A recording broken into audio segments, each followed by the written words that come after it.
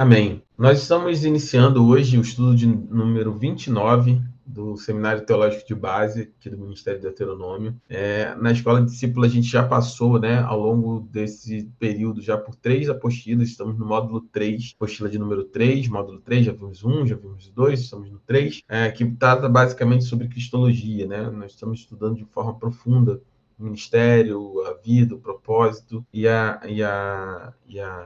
vamos dizer assim, a manifestação de Cristo, ao longo da história, toda a criação, desde a parte onde ele vivia em glória e eternidade, até sua manifestação do seu ministério que nós rei, profeta, sacerdote. E hoje nós vamos estudar justamente esse período de transição, Sai da glória eterna como Deus, como Filho de Deus e como Deus, e ele se auto-esvazia e vem para nós mostrar um novo e vivo caminho até o Pai, Então a gente tem alguns conceitos importantes que nós vamos tratar hoje, mas antes vamos orar. Eu vou pedir ao Léo para orar por nós nessa noite, em nome de Jesus. Senhor, eu venho te pedir por essa aula, Senhor. Nos dê entendimento, Senhor. Abençoa cada um de nós, Senhor. Nos dê o conhecimento da sua palavra, Senhor. É o que eu te peço, Senhor. Sabedoria nessa aula, Senhor. Em nome de Jesus Cristo, Pai amado. Amém. Amém, amém, amém. Então, eu vou compartilhar tela aqui.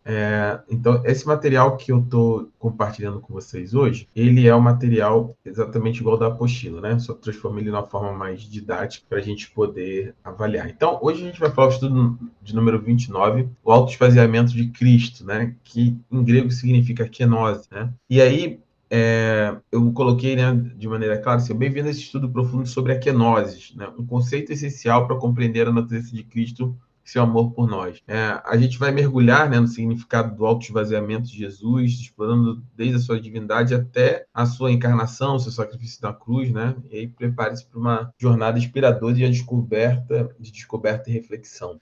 Eu queria perguntar nessa noite, já começar perguntando, quantos de vocês já pensaram, efetivamente sobre... nós temos muito... Como é que eu posso explicar? Nós temos bastante a percepção de Cristo como nosso Senhor e Salvador. Recebemos a Cristo como Senhor e Salvador, então a nossa visão é muito a respeito do sacrifício de Cristo na cruz, mas muito também já, obviamente, uma visão sobre o Cristo exaltado, aquele que reina à destra de Deus, que venceu a morte, ressuscitou o dia. Mas é importante, nós entendermos, principalmente do ponto de vista do mecanismo, de como é fundamental nós entendermos o que implicou, esse plano de salvação, qual foi o sacrifício envolvido nesse processo, que vai, obviamente, como ter seu ponto máximo de sacrifício, a entrega de Cristo na cruz, a sua morte na cruz, mas também, ao mesmo tempo, esse sacrifício ele começa a ser feito bem antes da consumação na cruz do Calvário. Começa desde a sua decisão na eternidade, o plano traçado por Pai, Filho e Espírito Santo, para que o Filho se tornasse o Cordeiro de Deus que tira o pecado do mundo, que tirou o pecado do mundo. E isso tinha algumas implicações. E uma das primeiras implicações era justamente o autoesvaziamento de Cristo, a sua decisão de se esvaziar de toda a sua glória, de toda a sua majestade, de se submeter totalmente à vontade do Pai. Jesus ele não foi esvaziado. Jesus não era Deus e alguém, ou o Pai, não deixou que ele fosse Deus e colocou ele na terra como filho. Não foi isso. Jesus ele tomou uma decisão por amor a mim e a você. Ele decidiu se esvaziar, se auto-esvaziar, abandonando toda a sua glória, toda a sua majestade, ao seu estado de divindade como Deus, para se tornar como um de nós. E isso tem um impacto direto em uma série de questões que nós precisamos entender. Quando você entende o autoesvaziamento de Cristo, você começa a entender qual é o tamanho, você começa a mensurar de maneira muito clara qual é o tamanho desse amor, qual é a profundidade desse amor. Alguém que, como Deus, não precisava absolutamente provar nada, não precisava de absolutamente nada, mas um amor tão profundo que, mesmo não tendo que provar nada e não precisando de absolutamente nada, decide abandonar, né, ou se auto-esvaziar tudo aquilo que o constituía desde a eternidade, como Deus, como Filho de Deus e como Deus, né, igual ao Pai, mas ao se submeter à vontade do Pai em relação ao plano que ele tinha desenhado de salvação para a humanidade, Efésios no capítulo 1 vai tratar o Pai, né, o Senhor Deus, ele traça esse plano na eternidade e o Filho se auto-esvazia para se submeter 100% à vontade. Então, isso impacta algumas questões, né, sobre será que Jesus, quando ele se auto-esvaziou, ele deixou de ser Deus? Ou ele foi menos Deus? Ou ele não era, ele só era homem? Ou só era Deus? Quando nós entendemos tudo o que envolve, o quão maravilhoso e espetacular é esse auto-esvaziamento, é esse ato, né, que Jesus tomou em nossa direção, nós começamos a entender também qual é a profundidade desse amor. Então, a primeira pergunta que eu gostaria de dizer é assim, vocês já pensaram sobre isso? Já ouviram falar? Se alguém já ouviu falar, pastor, eu já estudei, eu já li, já conheci, ouvi uma pregação, ou não, pastor, nunca pensei sobre isso, ou não tinha ouvido falar sobre isso. Queria ouvir um pouquinho de vocês hoje, algumas opiniões, ou posições, né? Vamos dizer assim. Pastor, eu já li bastante, não, mas eu já li coisas realmente sobre isso. Principalmente porque, até mesmo porque Deus é tão perfeito, maravilhoso, incrível, e está lá na sua glória, para ele conseguir entender a gente, eu acho que ele precisava, né, se tornar carne para conseguir compreender também nós, seres humanos, criaturas. Eu li isso, eu não lembro onde. Eu até estava discutindo com o Gabriel esses dias sobre isso. E ele, ao se esvaziar, ele conseguiu, né, entender as nossas dores, as nossas aflições, as nossas ansiedades, ao fazer o que ele fez, né? Eu acho que faz sentido esse esvaziamento mesmo, realmente. Porque como ele é tão perfeito, né? E como é que ele conseguiria... Lógico, ele nos criou, mas estamos muito distantes do que ele é, né? Da sua eterna perfeição. Então, eu não lembro onde foi que eu li isso, depois eu vou procurar. Mas eu estava discutindo isso com o Gabriel, não sei se foi num dos livros que você indicou pra gente. Acho que foi no Cristianismo Puro e Simples, se não me engano. Mas depois eu lembro para trazer aqui novamente para a gente falar. Mas já tinha visto, sim, sobre essa questão. E sobre esse termo, vocês já tinham ouvido falar sobre o kenosis, sobre esse termo especificamente? Kenosis, né? Não, é novo para mim. Esse é um termo bastante profundo, né? A carta de Hebreus, que nós estamos estudando na Carta para o Novo Mundo, ela fala muito sobre esse sacerdócio, né? Dessa aliança estabelecida a partir desse entendimento de Cristo da nossa natureza. Por isso ele é o intermediador entre Deus e o homem, né? Ele é o perfeito sacerdote, porque perfeito por ser 100% Deus e nos entende por ter sido 100% homem, né? Isso é um conceito bastante difícil, às vezes, a gente assimilar, né? A gente entende como é que uma coisa é 50% uma coisa e 50% outra, né? Tipo, vou fazer um café com leite. É 50% café, 50% leite, ou gosto de mais café do que leite, mas uma coisa que é 100% de uma coisa e 100% de outra, né? Assim, para a gente é difícil essa conta, né? Que somente o Senhor explica. Mas a grande verdade é que é justamente isso, né? Jesus, ele toma uma decisão por amor de fazer algo absolutamente extraordinário, até então inimaginável, né? Por isso que a gente entende dessa forma, quando a Bíblia fala que nem olhos viram, nem ouvidos ouviram o que Deus planejou, né, para cada um. Muita gente se apega única e exclusivamente a uma questão de Deus planejou o seu futuro, né? Aquilo que Deus planejou para você na sua vida, né? Bênção, casamento, casa, emprego, mas não é sobre isso que essa passagem. Ali é uma manifestação clara, né? Uma inspiração do Espírito falando sobre esse algo tão maravilhoso e espetacular que era Deus existir na forma de um homem. Deus abandonar e se esvaziar por uma decisão própria, por isso um auto-esvaziamento de tudo aquilo que o faz Deus, sem deixar de ser Deus, para viver como um de nós, e vivendo como um de nós, em Hebreus fala isso, ele entende, ele compreende a minha e a sua dificuldade, a minha e a sua natureza. Jesus, ele foi 100% como um de nós, com a exceção do pecado. Jesus foi perfeito, não pecou, mas ele conheceu a natureza humana em toda a sua plenitude. Ele não foi um Deus passeando na terra. Ele foi Deus e homem ao mesmo tempo. E como Deus e homem, ele conhece o meu e o seu coração. E essa decisão você toma da seguinte forma. Imagina você ser alguém que não precisa de absolutamente nada, né? Você está bem financeiramente, você está bem do ponto de vista social, você está com toda a sua vida ajeitada e você tenta talvez algo mais simples do que se esvaziar de toda a sua glória como um Deus, mas pense que quantos de nós abandonaria, se esvaziaria de nós mesmos, né?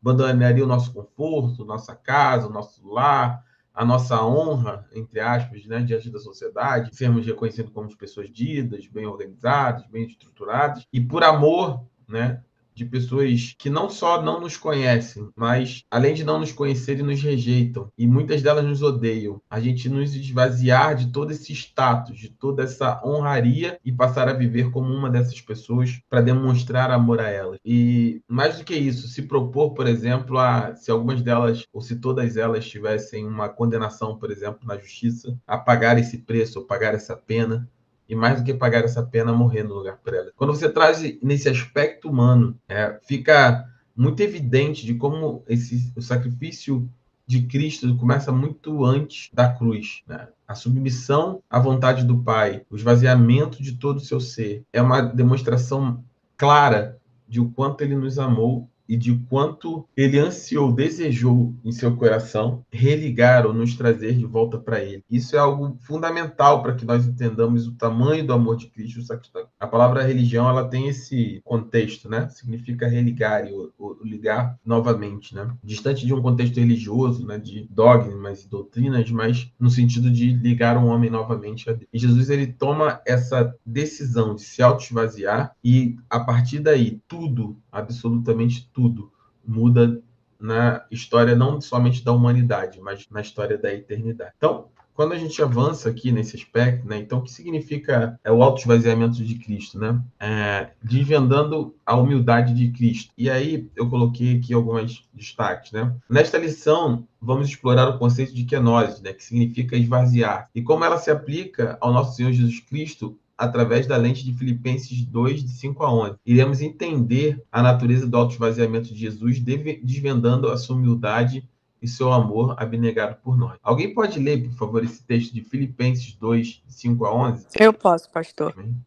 Filipenses 2, 5 a 11. Seja o modo de pensar de vocês o mesmo de Cristo Jesus, que, apesar de ser Deus, não considerou que a sua igualdade com Deus era algo que deveria ser usado como vantagem. Antes, esvaziou a si mesmo, assumindo a forma de servo, tornando-se semelhante aos homens, sendo encontrado em figura humana.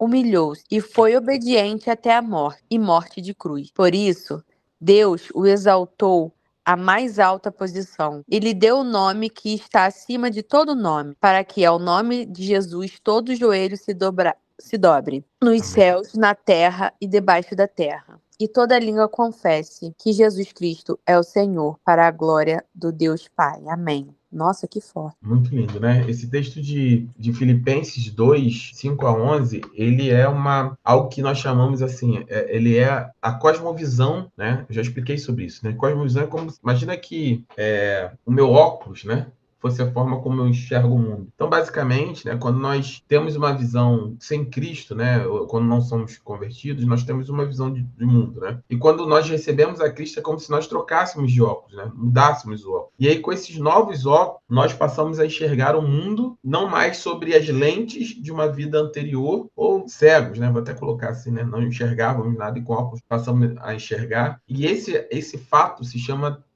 a mudança da sua cosmovisão, né? De como você passa a ver todas as coisas ao seu redor e na sua vida. Obviamente que quando nós aceitamos a Cristo, isso tudo muda. E esse texto de Filipenses 2, de 5 a 11, ele é muito forte, porque ele começa justamente de uma maneira direta, olha, seja a atitude de vocês a mesma de Cristo. Então, de cara, aqui o apóstolo Paulo, ele estabelece um padrão. Ele diz, olha, o que a gente vai falar agora, o que a gente vai colocar agora é o padrão daquilo que vocês devem ter na vida de vocês como crentes nascidos de novo, como aqueles que declaram a Cristo como Senhor e Salvador. Então, de um olhar de trás para frente, nós podemos dizer que se nós quisermos identificar alguém como crente, como cristão nascido de novo, ou se um cristão nascido de novo, ele tem uma vida que condiz com aquilo que a Bíblia espera dele, ou com uma vida em Cristo Jesus, que é esperada dele, um desses parâmetros é Filipenses, no capítulo 2, no versículo 5 a 11. Porque aqui nós vamos tratar sobre algo fundamental dentro do cristianismo, que é o cerne de todas as coisas, né? Nós falamos como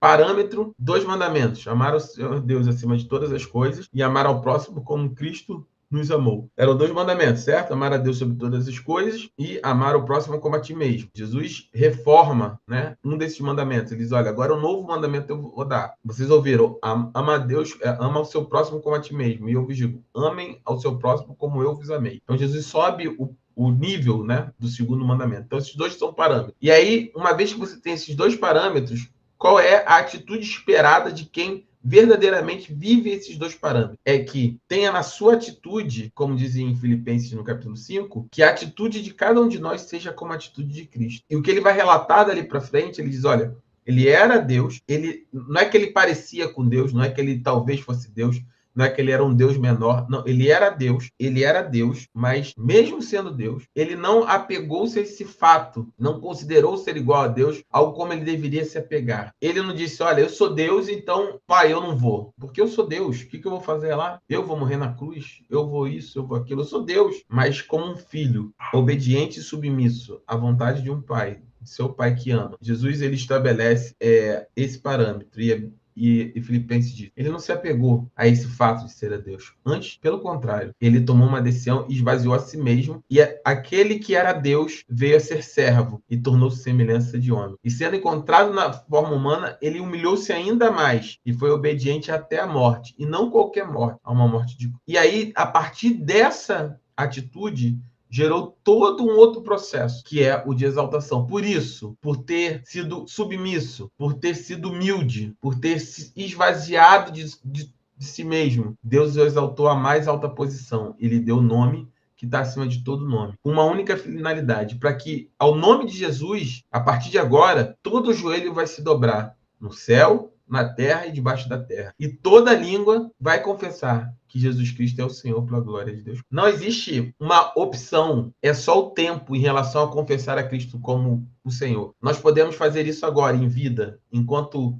confessar a Cristo com os nossos lábios implica em salvação, ou podemos nos rejeitarmos, tomarmos essa atitude, rejeitar a Cristo. Mas, já falei sobre isso em outros momentos, lá em Apocalipse 20, todos deverão se comparecer diante do Cordeiro. E diante do Cordeiro, toda língua deverá confessar, e todo joelho haverá de se dobrar diante do Senhor. É só uma questão de em que momento do tempo. Agora, onde implica em salvação, ou futuramente, onde vai implicar em condenação eterna para aqueles que não fizeram isso antes. Jesus é muito claro, ele diz, aqueles que me confessarem diante do meu Pai, naquele dia eu vou confessar eles diante dos homens, perdão, aqueles que me confessarem diante dos homens, naquele dia eu vou confessar, né? Eu vou dizer que os conheço diante do Pai. Então, essa atitude é aquela que é a expectativa sobre a nossa vida. O autoesvaziamento é algo que Jesus fez e nos deixou como parâmetro para uma vida cristã plena. A arrogância, a altivez, não é algo que condiz em nenhum aspecto da sua vida e da minha vida como alguém que se diz crente, cristão, nascido de novo. Se batizou, que tem uma vida com Deus, que ama o Senhor. A arrogância, a prepotência, a soberba, o se achar melhor que, são indícios claros de pessoas que vivem uma vida carnal e ainda não espiritual, não entenderam qual é a mensagem do Evangelho. Então, o estudo de número 29, o Kenosis, ele é o modelo do nosso comportamento, não só diante do Senhor. Porque tem muita gente que é humilde diante do Senhor, mas não é humilde diante das pessoas, dos seus irmãos. Mas a palavra diz que a submissão à vontade do Pai, o serviço aos seus irmãos. Jesus, ele veio, não só ele se esvaziou, ele não se esvaziou de ser Deus, diante do Pai, ele não foi humilde e obedeceu, ele se esvaziou de ser Deus e veio. Ele se esvaziou de ser Deus e veio. Em vindo, ele ainda se tornou servo. Por isso que no reino, aquele que serve é o maior. Quem quer ser o maior no reino, sirva. Porque Jesus veio trazer esse parâmetro e esse modelo a partir da sua encarnação como 100% homem, 100% Deus. E aí, essa abordagem, ela é profunda, né? Porque o estudo do Kenosis nos convida a uma profunda reflexão sobre a natureza de Deus e a sua disposição de se humilhar por nós. E aí nós iremos mergulhar na jornada de Jesus, desde a sua divindade até a sua encarnação e o seu sacrifício na cruz, compreendendo o significado desse autoesvaziamento. E aí, desvendando a verdadeira natureza de Cristo, né? Através do estudo da Kenosis, iremos entender que Kenosis é autoesvaziamento, tá, irmãos? Kenosis é esvaziar de si mesmo, é esvaziar. Através do estudo de esvaziar, Kenosis, né, que é a mesma coisa, iremos entender que Jesus, embora sendo Deus, renunciou à sua glória e poder para se tornar humano, assumindo a forma de servo. E aí nós vamos desvendar a sua humildade e principalmente a sua disposição para se sacrificar por nós. E aí o que eu espero a partir desse estudo? Né? Uma aplicação prática que nos ajuda a compreender melhor o amor de Deus, qual é o tamanho, qual é a dimensão desse amor. É muito fácil dizer, eu sei que Deus me ama, Deus me ama. O ser humano ele tem a facilidade muito grande de dizer que ama as pessoas, ou as coisas, ou, né? Quantas vezes você ouviu ou já falou que amava alguém e aquela brincadeira quando a gente é adolescente, né? Esse é o meu maior amor da última semana, né? Amamos loucamente numa semana, na outra semana amamos outro ou outra loucamente, na outra semana. O ser humano ele tem um amor muito volátil, né? Mas o amor de Deus, ele não é esse tipo de amor. E às vezes a gente só fala, Deus ama, Deus me ama, Deus me ama. Mas não entendemos, não compreendemos o quão profundo, o quão grande, o quão inimaginavelmente grande é esse amor por nós. E quando nós entendemos isso, a gente consegue aplicar esse conceito na nossa própria vida. E aí a gente começa a viver considerando que se nós fomos merecedores desse amor, nós também podemos amar dessa mesma forma ou tentar amar dessa mesma forma e aplicar essa mesma atitude na nossa vida. Quem ama Deus, ama o seu próximo. Quem ama Deus, ama seu irmão. Quem ama Deus, vive no amor de Deus. E quem ama Deus, se esvazia de si mesmo e tem uma atitude humilde diante dos seus irmãos, da sua família, da sua vida como um todo. Um cristão não pode ser arrogante, um cristão não pode ser prepotente, um cristão não pode ser soberbo. Por isso, a palavra vai dizer em diversas cartas, principalmente de Paulo, cada um de nós deve considerar o outro superior a nós mesmos. Esse coração de serviço, com atitude expressa de maneira muito clara com Jesus, na lavagem dos pés dos seus discípulos, né, é algo que nós devemos aprender para viver não somente na nossa vida, mas dentro da igreja, como comunidade, como irmãos, para que a glória de Deus seja manifestada. Pode parecer muito simples isso que a gente está tratando hoje, mas nós vivemos num tempo onde nós vemos dentro da igreja pastores, líderes, grandes líderes, no final do dia são falsos profetas, que vivem para o seu próprio umbigo. Guerra de ego, guerra de quem pode mais, quem manda mais, quem tem mais irmãos à sua disposição, quem tem mais influência no espectro, né, político, social, quem tem a maior igreja, quem traz os melhores cantores pagando cifras absurdas. Tudo isso parte de uma única raiz. Nenhuma dessas pessoas considera ter a mesma atitude que Cristo, que mesmo podendo fazer muitas coisas, traduzindo de maneira clara, você pode fazer todas essas coisas, mas mesmo podendo fazer essas coisas, se exaltar, Cristo tinha um direito, nós não. Mas ainda que possamos nos exaltar, mostrando o poderio financeiro da nossa igreja, da nossa vida, das pessoas que nós temos de influência, né, para trazer para pregar, para cantar. Porque na vida secular eu nem falo, porque assim, se a pessoa não consegue aplicar isso dentro da igreja, não vai aplicar isso na vida secular. É muito difícil que essas pessoas considerem o Kenosis, o esvaziar, dizer não, Senhor, não a minha glória, não o meu nome, não a minha foto na placa, não o meu nome e banho, mas a tua glória, teu nome, teu reino. Isso é a ideia de nós meditarmos sobre isso nessa aula, é porque mesmo sendo um conceito tão simples e presente no cristianismo, muitos irmãos ignoram. E por ignorarem isso, muitas pessoas na igreja são destruídas dentro da comunhão com os irmãos. Muitos líderes têm levado a igreja em direções muito distantes daquilo que é o propósito do Senhor. Preferimos shows megalomaníacos nos nossos cultos, mas nos esquecemos que a missão da igreja não é mostrar o seu poderio, não é trazer ambiência, conforto, bem-estar para aquelas pessoas que frequentam, mas sim propagar a mensagem do reino. Não deveria ser comum para nós, numa atitude de humilhar-se, de nos sentirmos servos de nossos irmãos. Temos todas essas coisas, enquanto muitos irmãos não têm outras coisas que são muito mais importantes. Fazemos muito disso e quase nada daquilo que precisaria ser feito. Então, primeiro passo para você identificar um líder, uma pessoa, um irmão, alguém como alguém que verdadeiramente segue a Cristo é Você reconhece nessa pessoa humildade? Não perfeição, mas humildade. E esse deve ser o parâmetro para a nossa vida cristã como um todo. Então, na introdução ao esvaziamento de Cristo, né? Entrando no reino de Deus. O autoesvaziamento de Cristo é um tema crucial para entendermos o caminho para o reino de Deus. Jesus, em sua finita humildade, abriu mão de sua glória divina para assumir a forma de servo e abrindo o caminho para a salvação. Destaco aqui, abrir mão da sua própria glória, abrir mão do seu próprio ego, da sua própria autoexaltação. Jesus deixa uma mensagem muito forte, que gera algo que é muito mais poderoso, que abre caminho para a salvação. Muito difícil, muitíssimo difícil. Um irmão que tem uma atitude branda, humilde, mesmo sendo maior socialmente ou financeiramente,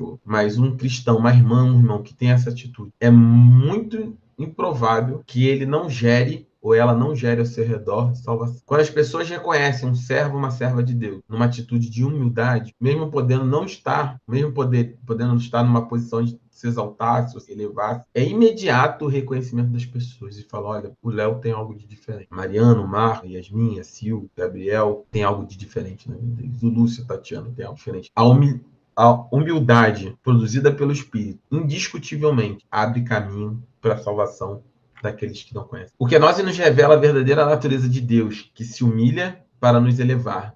Jesus, o eterno Filho de Deus, escolheu se esvaziar para se tornar semelhante a nós, demonstrando seu amor e compaixão infinito. E a profunda humildade de Cristo. Jesus, em sua totalidade divina, se esvaziou, assumindo a forma de servo, vivenciando dores e limitações da humanidade. E esse ato de profunda humildade é a base da nossa fé e da nossa salvação. A profunda humildade de Cristo. Qual é a base do cristianismo? Óbvio que Deus é sua palavra, mas qual é a base? Qual é a ação? Qual é a atitude base tudo? Qual é o gatilho fundamental e primordial do cristianismo? Não é o poder de Deus, no sentido de Deus não se relacionou com o homem na base do poder, no sentido de olha como eu sou poderoso e me adorem, se humilhem. Não foi isso. O poder de Deus, o evangelho é o poder de Deus para o homem perdido. Mas qual é esse poder? É o poder da humildade. A mensagem mais poderosa do evangelho é que Deus assumiu a forma de servo e vivenciou cada uma das nossas dores e limitações humanas, a ponto de nos amar e nos entender de tal forma que foi fiel e se submeteu até o final, até a sua morte e a morte de nosso lugar. A base profunda do cristianismo é a humildade. Não existe outra. Não é poder, não é profecia, não é manifestação de dons. A mensagem que impacta o mundo é que Deus amou o mundo de tal maneira que deu seu Filho unigênito, que foi fiel, que se humilhou, que se tornou como um de nós e morreu para que todo aquele que nele creia não pereça, mas tenha a vida eterna. Vou pedir para alguém me ajudar. O significado de kenose. Se alguém puder ler, seria legal. Eu posso ler. A origem do termo. Kenoses vem do grego keno, que significa esvaziar. Este termo descreve o ato de Jesus de abrir mão de seus privilégios divinos para assumir a forma de servo, se tornando semelhante aos homens. A renúncia à glória. Jesus, em sua natureza divina, escolheu se esvaziar, abdicando de sua glória celestial e assumindo a forma humana. Este ato de autoesvaziamento é um ato de amor sacrificial e humilhação. O autoesvaziamento de Cristo demonstra o seu amor infinito por nós. Ele, o único Deus verdadeiro, se humilhou para nos salvar, revelando a profundidade do seu amor e a sua disposição de se sacrificar por nós. Amém. Pode continuar. Eu só preciso que você dê luz ao primeiro. A natureza original de Cristo. A natureza original de Cristo. A existência pré-encarnada. Antes de encarnar, Cristo existia em forma de Deus, possuindo toda a glória e poder do Criador. Ele era e continua sendo o eterno Filho de Deus, o único Deus verdadeiro. Então, deixa eu explicar aqui esse ponto, né? A existência pré-encarnada, né? O que é pré-encarnada? Cristo, antes de se tornar como um de nós. Antes de encarnar, ou seja, de se tornar carne, e faço sempre esse ajuste aqui, não confundir encarnar com reencarnar, tá? Nós não acreditamos em reencarnação, nós acreditamos em encarnação, ou seja, Cristo se fez carne. Quando Jesus morreu, Jesus voltou, ele ressuscitou e na mesma carne, ou seja, Jesus no corpo glorificado, mas ainda era Jesus. Qual é a diferença da encarnação para a reencarnação? A reencarnação é uma doutrina de algumas correntes, principalmente espíritas, né? Kardecistas, mas também tem outras estruturas, como no budismo, que você vai encarnando ou reencarnando várias vezes, em várias vidas. Você encarna como Lúcio, depois reencarna como Maria, depois como João, depois como uma vaca, depois ou com várias encarnações ou reencarnações. E aí, o que isso impacta diretamente? Que o propósito dessas reencarnações é trazer de alguma forma trazer de alguma forma redenção ou evolução em relação ao seu pecado. Então você é alguém que erra, você vai encarnando diversas vezes ou reencarnando diversas vezes para atingir, depende da doutrina, ou nirvana, budismo, né? Ou virar um ser de luz, como no espiritismo, o autoespiritismo, como o kardecismo, não importa. Mas essa é a doutrina. Então, nessa doutrina de reencarnação, você exclui algo que é fundamental, que é a graça. Porque se você encarna ou reencarna diversas vezes, o processo de melhoria está no fato de você se submeter ao processo. Então, se você vem nessa vida, você é melhor, na outra você é melhor, na outra você é melhor, na outra você é melhor, você atinge o estado de nirvana, de evolução. Logo, Deus não participa desse processo. Quem faz isso tudo é você, independente do tempo que você levar. Automaticamente, isso anula o sacrifício de Cristo na cruz. O homem é incapaz, pode viver quantas vidas você precisar ou tiver que viver. É impossível o homem, na sua natureza caída, se livrar do pecado. Jesus disse claramente a Nicodemos: ao homem é permitido morrer uma única vez. Depois disso é o fim. Não importa, mesmo que vamos partir do princípio que a reencarnação fosse possível. Mesmo que você e eu reencarnássemos inúmeras vezes, jamais a nossa natureza humana pecadora se transformaria. Porque o pecado está na nossa carne. A nossa carne é corrupta, ela foi corrompida. Por isso Jesus morreu na cruz e, ao ressuscitar o terceiro dia, ele estabeleceu uma nova humanidade, que será estabelecida a partir dele. E Efésios capítulo 4 fala sobre isso. Uma nova humanidade. Uma nova humanidade não mais com uma carne corrompida, mas aquilo que é corrupto, que é a nossa carne, agora diferente, revestida pelo poder de Deus de incorruptibilidade. E agora numa nova carne, que é a mesma carne, só que revestida de incorruptibilidade, ou seja, é o Léo, é a Tatiana, é o Marcos, é a Mariana, a Yasmin, a Sil, o Gabriel, o Lúcio. Não outro Lúcio, não outra Tatiana, não outra Yasmin, mas a mesma Yasmin, a mesma Sil, a mesma Lúcio, a mesma Tatiana, o mesmo Marcos. Agora ressuscitado e transformado na mesma carne, uma carne agora diferente. Em vez de uma carne corrupta, uma carne incorrupta. Então, Jesus, ele antes de encarnar, ou seja, antes de ele se tornar carne, ele sempre foi e sempre existiu na forma de Deus, e ele possuía toda a glória, todo o poder do Criador. Ele era e continua sendo o eterno Filho de Deus e o único Deus verdadeiro. Então, a natureza original de Cristo sempre foi Deus e continua sendo Deus pelos séculos dos séculos. E aí a gente vai entender um pouco sobre a questão da glória celestial. Pode ler. A glória celestial. Jesus, antes de sua encarnação, habitava em plena glória celestial, desfrutando da plena comunhão com o Pai. Ele era e continua sendo o Filho unigênito, radiante da sua glória divina. A natureza divina. Cristo, em sua natureza divina, possui toda a plenitude da divindade. Ele é o único Deus verdadeiro, o Criador de todas as coisas, imutável e eterno. Amém. E agora a gente chega... Desculpa. A gente chega num propósito, né? Então, qual era o propósito do autoesvaziamento de Cristo? Pode ler. A missão redentora. O autoesvaziamento de Cristo teve como propósito nos salvar. Ele se identificou com nossa condição humana, vivenciando a dor e a fraqueza, para nos redimir do pecado e da morte. O sacrifício redentor. Jesus, em sua total humildade, se tornou semelhante a nós, vivenciando a fragilidade humana, para que, através do seu sacrifício, nos reconcilie com Deus. A graça redentora. O autoesvaziamento de Cristo nos revela a graça redentora de Deus. Ele nos ama tanto que se humilhou para nos salvar, abrindo-nos o caminho para a vida eterna. Amém. Então, o propósito, né, desse autoesvaziamento são 3. A missão redentora, que era ele se identificar com a nossa condição humana, vivenciando a dor e a fraqueza, para não redimir do pecado e da morte. Então, Jesus ele vem com esse propósito. E aí, para executar o sacrifício e manifestar a graça.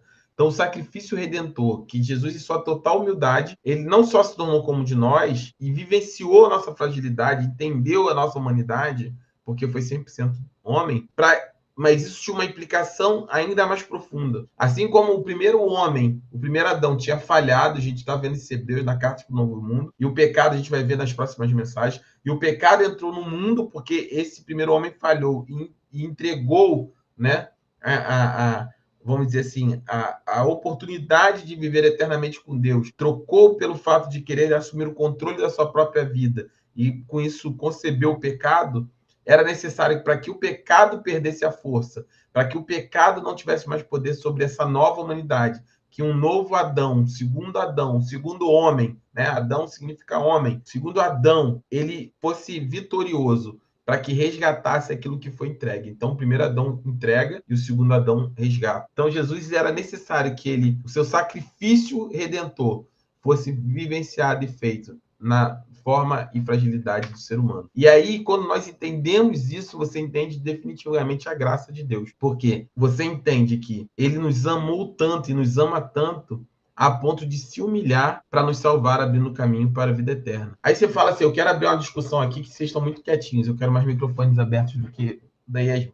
Imagina o seguinte, quantos de nós aqui já não passou por uma situação ou familiar, ou sentimental, ou amorosa, de relacionamento, quando a gente fica numa situação onde a gente é levado à humilhação, qual é a primeira coisa que a gente fala? Se você tiver um pouco de amor próprio. Você fala assim, não, eu não vou ficar aqui me humilhando por conta disso. Ou chega, não vou mais me humilhar por conta dessa situação. Não vou me humilhar pedindo emprego, não vou me humilhar para ficar do seu lado. Se você não me ama, eu não vou me humilhar. Não é isso que a gente faz, sim ou não? Sim, pastor. Certeza. Né? Porque a humilhação, ela é algo extremamente devastadora. A humilhação, ela retira toda a sua dignidade, sim ou não? Se você também já ficou no estado de humilhação, você sabe que você perde idade. A pessoa ou a situação faz de você gato e sapato, né? É verdade, pastor. E quando o estado de humilhação, ele é um estado de entrega, de rendição.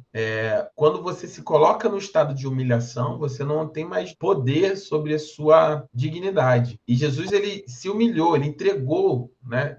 Ele foi até o limite. Você pensa o seguinte, o próprio Deus, ele se esvaziou e veio habitar no nosso meio, como João diz, né? Porque nós vimos a glória do Filho unigênito do Pai entre nós. Mas não só isso, ele foi humilhado, ele foi espancado, ele foi cuspido, ele foi açoitado, chicoteado, foi colocado nu. Eu gosto de trazer esses aspectos, porque é muito fácil a gente só fala assim, não, tudo bem, Jesus estava nu, né? Jesus foi colocado nu. Mas pensa em você nu. Pensa alguém te dar uma coça na rua, né? E colocar você nu na rua. Te dar uma coça e te deixar nu na rua. Primeira coisa que ele fala, nossa, que humilhação que eu passei. Vamos olhar aqui pra gente mesmo. Quando a gente tá com muita raiva de alguém, qual é a vontade que a gente tem? Eu vou lá e vou pegar ela, vou dar uma coça nela e vou rasgar a roupa dela toda e vou deixar ela pelada na rua. Se ela, não é assim? Quando a gente tá com raiva na carne, não é isso que a gente quer? Pegar a cara no chapisco, vou esfregar a cara no chapisco, né? E vou deixar nua. Vou dar uma coça e vou deixar nua. Então, a humilhação, ela é muito relativizada, às vezes, por nós. Jesus não só morreu na cruz, Jesus não só derramou o seu sangue. Jesus, ele era Deus. E abandonando, não se julgou, ele se auto-esvaziou, ele decidiu, baseado no seu amor. Ele tomou uma decisão dele, de se auto-esvaziar, ele tirou sua glória, sua majestade, todo novo, fez homem, e mais que isso, ele se meteu ao limite desse amor, a ponto de se humilhar e morrer por esse amor, e se humilhar e morrer por esse amor na pior forma de morte até então, daquele tempo, na morte de Jesus. Ele foi exposto nu na cruz do Calvário. Jesus, ele foi levantado como um espetáculo público. Imagina você cometer um erro muito grande, traiu uma pessoa, roubou no seu trabalho. Qual é a nossa pior medo? Não é o aspecto vexatório dessa situação?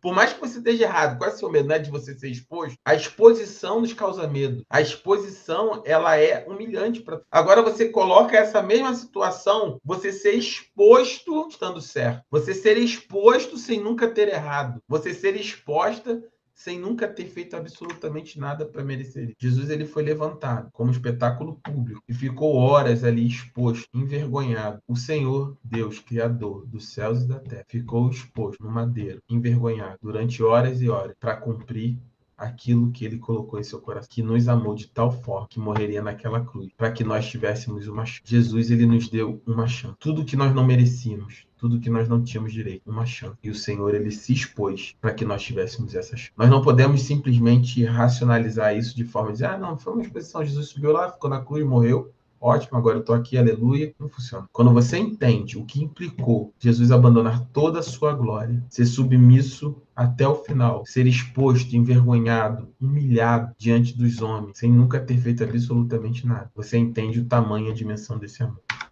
Aplicando o exemplo de Cristo. Pode continuar, Yasmin, em nome de Jesus? A gente já vai terminar. Nossa, amém. Nossa, pastor, só de pensar dá vontade de chorar. Humildade e serviço. Assim como Cristo, devemos nos esvaziar de nossos privilégios e ambições, reconhecendo que somos servos de Deus e que devemos servir ao próximo com humildade e amor. Então, esse é o ponto central da vida cristã, é a aplicação prática de tudo que nós falamos até aqui. A igreja, ela é pautada em duas coisas, humildade e serviço. Seja humilde, sirva. Seja humilde, sirva. Mais o que, pastor? Mais nada. Seja humilde, sirva. Você ama Cristo? Se é verdadeiramente convertido, seja humilde, sirva. Faça em amor. Faça como se fosse para o próprio Deus. Sirva o seu irmão. Seja humilde. Ainda que você seja, do seu ponto de vista, de alguma forma melhor do que o seu irmão, seja humilde, sirva. Se esvazie do seu ego, se esvazie dos seus achismos, se esvazie da sua capacidade de se achar melhor do que os outros. Seja humilde, sirva. Esse foi o exemplo que Jesus deixou por nós. E esse é o princípio da vida na igreja. Pode continuar aí. O amor sacrificial. Devemos seguir o exemplo de Cristo, aprendendo a amar com um amor sacrificial, abrindo mão de nossos interesses pessoais para servir as necessidades dos outros. Autoexplicativo, né? O poder da oração. A oração nos permite nos conectar com Deus e buscar a sua orientação, nos ajudando a identificar áreas em que precisamos nos esvaziar para servir melhor ao próximo. Amém. A oração é fundamental. Eu gosto de dar sempre esse exemplo, porque, por exemplo, na ceia fala assim, examine-se o homem a si mesmo. E muitas das vezes a gente acha assim, não, né, eu tô de boa, não pequei, nada que eu lembre, tô vivendo em comunhão com Deus, mas o examinar-se a si mesmo vai muito mais além que somente um pecado aparente ou um pecado latente. Nós devemos constantemente revisar as nossas atitudes e nosso coração. O que te motiva? Eu vou estar à frente de um ministério, eu vou estar à frente de um serviço na igreja, eu vou participar de uma atividade no culto. O que te motiva? O que motiva o seu coração? O reconhecimento das pessoas? A forma como vão te enxergar? Estar acima de alguém? Liderar alguém? Se considerar melhor que alguém? Qual é a motivação do seu coração? Pastor, eu sei. Não, você não sabe, nem eu sei. Só existe uma forma de nós descobrirmos a verdadeira motivação do nosso coração. Ore, peça ao Senhor, clame, mantenha o seu coração revisado, examinado dioturnamente. O coração do homem é enganoso. Muitas e muitas pessoas acham que estão fazendo melhor sobre o discurso de não, eu me dedico ao Senhor, eu me dedico na minha casa, aos meus filhos, eu me dedico a isso, me dedico àquilo. Não, isso é para fazer com excelência na minha casa, no meu trabalho, na igreja. Excelência é um ótimo discurso para arrogância. Em nome da excelência, nós fazemos de tudo. Não, porque eu faço com excelência, então por isso que eu tenho direito, por isso que nós devemos ter um coração constantemente examinado através da oração. E somente a oração e o Espírito podem fazer isso por nós. Seja humilde, sirva o seu irmão. Considere a vida do seu irmão preciosa. Considere uns aos outros melhores. Mais alta conta do que a você mesmo. O menor do reino serve. O maior do reino serve, perdão. Quer ser o maior? Sirva. E Deus, porque o propósito disso é imediato. Jesus se humilhou, serviu, logo Deus o exaltou. Sirva. E o restante Deus vai fazer na sua vida. A palavra de Deus. Pastor, vou ler aqui porque Yasmin tá bom. vai ter que fazer um negócio do trabalho. Tá bom. A Bíblia nos guia no caminho da humildade e do serviço, revelando o exemplo de Cristo e nos incentivando a vivermos vidas dedicadas ao seu serviço. Essa deixa que eu vou ler, Gabriel. Falsas doutrinas sobre o kenosis, né? Sobre o esvaziamento. São doutrinas que perseguiram, né? Que surgiram ao longo da igreja e que estão por aí ainda e que muita gente se confunde, né? Uma delas é uma heresia, o docetismo, né? Que afirma que Cristo não possuía corpo físico, mas apenas uma aparição humana. Essa doutrina rejeita a encarnação de Cristo, sua humanidade. Tem muita gente que fala, o Cristo, Jesus não veio em carne, Jesus era só um Deus que manifestado em forma humana. Ah, pastor, eu nunca ouvi falar disso, mas tem muita gente que defende isso ainda hoje. A segunda dela é o arianismo. Ensina que Cristo era uma criatura criada por Deus, inferior ao Deus Pai. Essa doutrina nega a divindade do Cristo e sua natureza eterna. Uma dessas estruturas, por exemplo, são os testemunhos de Jeová, né? Que acreditam que Jesus era um Deus menor. Jesus era um ser criado, né? Em algum momento na eternidade, Deus criou o Filho, por isso o Filho é um Deus menor. E essa, obviamente, várias passagens bíblicas que refutam isso, né? Através do conhecimento da palavra. E, por último, o monofisismo, né? Afirma que Cristo possui apenas uma natureza divina. Essa doutrina negava a humanidade de Cristo e sua experiência humana. Então, é impossível que Jesus não fosse humano, porque era necessário que, como homem, ele cumprisse tudo aquilo que era determinado na lei de Deus. Jesus cumpriu toda a lei, e por cumprir toda a lei, ele foi considerado justo, e como justo, ele morreu por nós e substituiu a minha e a sua vida na cruz do Calvário. Um homem justo morreu pelos injustos, e por isso o sacrifício de Jesus é tão poderoso. E aí eu queria deixar algumas reflexões, né? A primeira delas é como o autoesvaziamento de Cristo desafia a nossa maneira de viver e servir. E como a gente pode aplicar esse conceito à nossa vida cotidiana, né? Então, como é que você pega, não só aprende que nós aprendemos hoje, mas como é que isso desafia cada um de nós na nossa maneira de viver e ser, de viver a sua vida com seus filhos, com o seu marido, com a sua esposa, com o seu trabalho? Será que você tem se auto-esvaziado, né? Será que você tem aberto mão do seu orgulho, da sua soberba, da sua arrogância, da sua certeza absoluta de que você é melhor que todo mundo? Será que você tem tratado as pessoas com humildade? Será que você é alguém que serve na sua igreja, serve com humildade, serve ao seu irmão? Qual é a disposição do seu coração para o reino? Qual é a disposição do seu coração para viver aquilo que Cristo nos ensinou? E como é que a gente pode, né? Não adianta dizer, não, pastor, realmente eu tenho vivido de uma maneira meio arrogante. Mas a pergunta é, como é que a gente pode aplicar isso na nossa vida, né? Na nossa vida cotidiana? Como é que a gente pode mudar esse comportamento? Como é que eu posso ter um marido melhor, um pai melhor, um profissional melhor, a partir desse princípio? Como é que eu posso contribuir com Deus para colocar ordem no caos, né? Para impactar o mundo através desse comportamento de humildade que Jesus nos... E buscando a orientação de Deus. Como podemos seguir o exemplo de Cristo em nossa vida cotidiana, né? Abrindo mão de nossas vontades para obedecer a Deus e servir ao próximo. Então, o serviço é uma parte disso, mas muitas das vezes a gente também não quer abrir mão das nossas vontades para obedecer a Deus, né? Queremos as coisas do jeito que nós queremos que elas aconteçam da forma que nós queremos, no tempo que nós queremos, da maneira como planejamos e quase que cobramos a Deus para que elas aconteçam dessa forma. Só que quando nós oramos ao Senhor, né, eu costumo sempre falar isso, quando nós buscamos ao Senhor, oramos, jejuamos, não é para que Deus mude de opinião. A opinião de Deus ela é perfeita. A Bíblia diz que a vontade de Deus ela é boa, perfeita e agradável. Não é Deus que deve mudar, é nós que devemos nos alinhar ao coração de Deus. Quando oramos e jejuamos, não é para que Deus mude, é para que nosso coração esteja alinhado com tudo aquilo que o Senhor tem para nós. Então, como é que nós podemos abrir mão dessas vontades? A vontade de pecar, a vontade de ser melhor que as pessoas, a vontade de sermos reconhecidos naquilo que fazemos, do ponto de vista não de reconhecimento profissional, pessoal, mas pelo simples, o ego pelo ego, né? No final do... Como é que a gente pode viver essa vida? Como é que a gente pode abrir mão dessa vontade? Será que eu tenho vivido com a minha esposa querendo que ela me reconheça pelo excelente trabalho que eu faço como marido? Será que a minha arrogância deixa eu perceber que eu preciso ser humilde nesse relacionamento e considerar a minha esposa como alguém que eu devo servir a ela em humildade e amor? Ou a esposa deve servir ao seu marido em humildade e amor? Não ser escravo, mas servir com propósito, com uma vida que testemunhe aquilo que Jesus nos ensinou. E aí, por último, a conclusão. Se puder ler, Gabriel, me ajuda. Assim, Cristo, em sua infinita humildade, esvaziou-se voluntariamente. Assumiu a forma de servo, nos deu o maior exemplo de amor sacrificial. Ele nos mostrou como podemos nos humilhar para servir ao próximo, abrindo mão de nossos interesses pessoais para nos dedicar ao serviço do reino de Deus.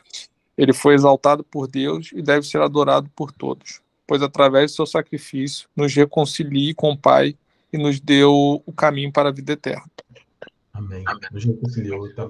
Mas amém. Acho que é isso. Eu vou disponibilizar esse material aqui para que você possa consultar. Vou colocar o link lá no grupo da igreja. Vou também colocar no aplicativo para que a gente possa ter acesso a esse material. E eu tenho uma novidade. Em conjunto, né? Deixa eu já colocar aqui logo o link do material. Deixa eu parar aqui e compartilhar. Eu vou colocar aqui, vou colocar lá no grupo também. Eu vou colocar logo aqui, quem quiser pegar, tá aqui. Eu tenho uma novidade, que a gente essa semana, a gente tem investido, né, em algumas coisas, principalmente por conta do Conexão, né? E aí a gente investiu numa plataforma bastante diferente, que é a plataforma dos simulados, né, do Conexão. E aí eu fiz aqui para deixar para vocês, pronto, consegui, deixa eu abrir aqui. Eu fiz aqui para deixar para vocês, pronto, agora eu fiz aqui para deixar para vocês uma estrutura de perguntas e respostas, né? Para que a gente vocês possam, caso vocês queiram, vocês possam preencher, né? Então, eu vou deixar o link, você vai clicar, você pode colocar o seu nome, e aí, que eu já tinha feito para testar, né? Você pode botar uma musiquinha, por exemplo, Noros, né? E você pode ir lá e fazer um quiz. Então, tá, eu já respondi tem um ranking, vou começar aqui, e aí você pode iniciar o conteúdo da aula. Então, que perguntas vou ajudar vocês aqui, ó. O que significa a palavra grega keno? Que construir, ou significa esvaziar. Então, esvaziar. E aí você vai respondendo e vai tendo aqui a explicação da resposta. A palavra grega keno significa esvaziar. Esse termo é frequentemente utilizado em contexto filosófico e teológico para descrever a ação de tornar algo vazio e sem conteúdo. Considerou algo que deveria pegar, segundo Filipenses 2, 5 a 7. Ser igual a Deus, ser o mestre, ser um profeta ou ser um servo? A Deus. E aí você pode ir respondendo ali, eu não vou fazer todo o quiz, mas você pode ir ali respondendo até que você complete, né, toda as perguntas e respostas, e aí você pode testar o seu conhecimento dessa aula. Bom, espero que você goste desse ponto, para que você teste os seus conhecimentos. É bem rapidinho, não vai gerar nenhum tipo de dificuldade aí para você fazer, né? Não tem nenhuma dificuldade, mas é uma forma de você testar e fixar o conteúdo. Então, estou colocando aqui, vou colocar lá no grupo também, só você clicar nesse link, e espero que você... E o legal é o seguinte, conforme botar o seu nome lá, vai tendo o rankingzinho, né? Quem está em primeiro, quem está em segundo. E o ranking tem algumas questões, né? Não só acertar ou não, mas também a velocidade com que você acerta. Então, se você leva 1 minuto pensando, quem responde em 10 segundos, ele tem mais pontos do que quem levou 1 minuto, né? Então, tem uma série de dinâmicas ali, e é uma ferramenta que nós vamos começar a usar bastante na igreja para fixar conteúdo de uma forma bem alegre. A minha sugestão se você for fazer no celular, faça o download. Quando você clicar no link que eu mandar, ele vai dizer se você quer fazer o download do aplicativo. Faça o download do aplicativo, cadastre lá direitinho o seu nome, né, seu e-mail, tem como lá, passo a passo, porque o aplicativo é muito legal, ele vai gravando ali os históricos e a dinâmica, você pode escolher o fundo, tem uma série de coisas que você pode fazer, mas por hoje acho que é isso. A ideia é a gente ter uma aula cada vez melhor, cada vez mais dinâmica para fixação do conteúdo. Amém? Gostaram da ideia? Quero ver quem vai ser que vai estar lá na frente. Lá. Olha, acabei de falar sobre humildade, estou instigando os irmãos a competirem no quiz, né? Olha, pastor, testando o coração das pessoas. Amém, amém. Mas é uma brincadeira saudável, né? Que você vai ser melhor que seu irmão, mas é uma forma ali só de vocês se estimularem a fazerem o questionário, tá bom? Vamos orar. Eu vou pedir a Sil, você pode orar para nós encerrarmos hoje, em nome de Jesus? Posso sim, pastor. Amém. Querido Deus, amado Pai, mais uma vez nós queremos te agradecer pela oportunidade de estarmos aqui reunidos, aprendendo mais da tua palavra, Senhor. Muito obrigado, meu Deus, que o Senhor venha abençoar cada um presente aqui, que o Senhor venha abençoar o pastor Lúcio, que o Senhor venha abençoar o seu filho, que ele possa cada vez mais, Senhor, passar a sua palavra de forma, Senhor, que nós conseguimos entender. Vou te pedir, Senhor, que foi o tema da aula, sobre humildade, que o Senhor venha nos dar um coração cada dia mais humilde, que o Senhor derrube, Senhor, o nosso eu, que sobressaia somente a Ti em nós, meu Deus. Que toda arrogância, toda prepotência, toda forma de achar que a gente é melhor que o outro por ter mais dinheiro, pela condição, que isso caia por terra em nome de Jesus, que isso não venha existir entre nós, na nossa igreja, Pai. Muito obrigado, Jesus, por essa aula, muito obrigado por esse dia, que o Senhor venha preparar uma noite de descanso para nós, para cada um de nós, Senhor, e um dia abençoado na Tua presença. Eu te agradeço em nome do Senhor Jesus. Amém. Amém, amém. Jesus abençoe. Quinta-feira nós temos nosso culto online, em nome de Jesus. Convide alguém. E tá chegando conexão, não se esqueça. Siga o videozinho lá da Yasmin, faça o seu cadastro e vai ser uma bênção. Paz do Senhor, Jesus abençoe vocês. Uma boa noite. Boa noite, boa noite, boa noite. Professor, boa pessoal. noite. Boa noite. Um abraço.